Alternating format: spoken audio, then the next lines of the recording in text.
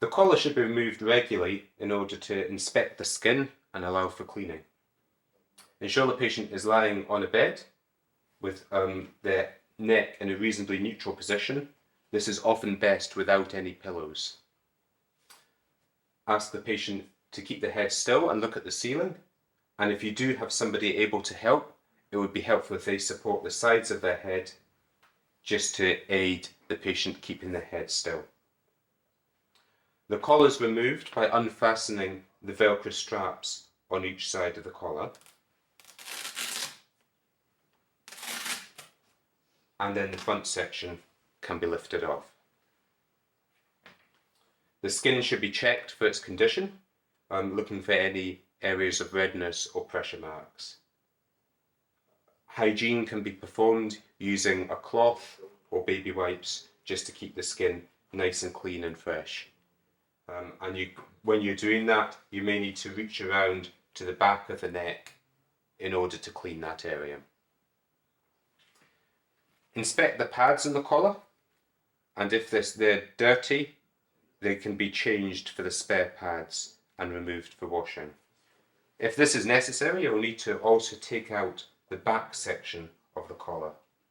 This can simply be slid out, pressing it down against the bed, compressing the bed, and then sliding it out towards you. If the pads of the collar become dirty, they can be removed for washing. You should have been supplied a spare pad set by the hospital. There's 3 pads, 1 for the back section and 2 for the front section. The pads can just be peeled out, then held in only with Velcro.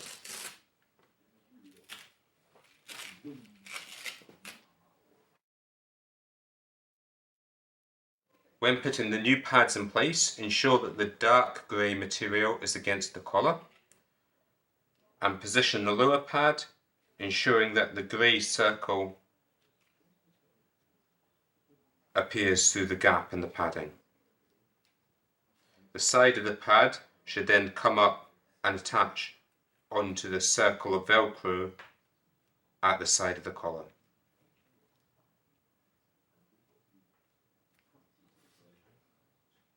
Likewise, the chin section can be applied, making sure the dark grey is against the collar.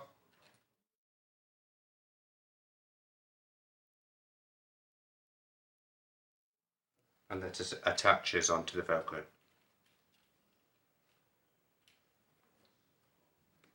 The back section is the same process, just peel it off and put the new pad in place. For reapplying the collar, again ensure the patient is lying nice and still, looking at the ceiling.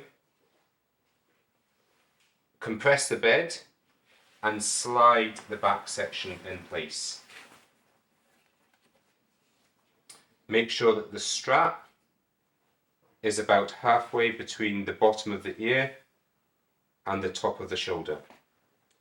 And ensure the back section is positioned centrally on the patient. The front section can then be reapplied.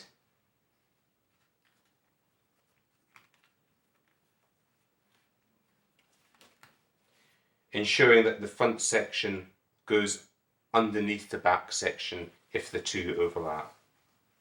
And the Velcro straps can then be refastened.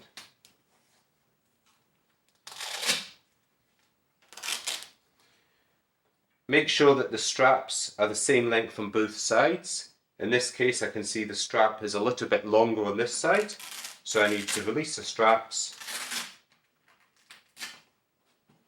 reposition the back section slightly before I fasten the straps up again. You should not adjust anything else with the collar. This will have been set by the hospital.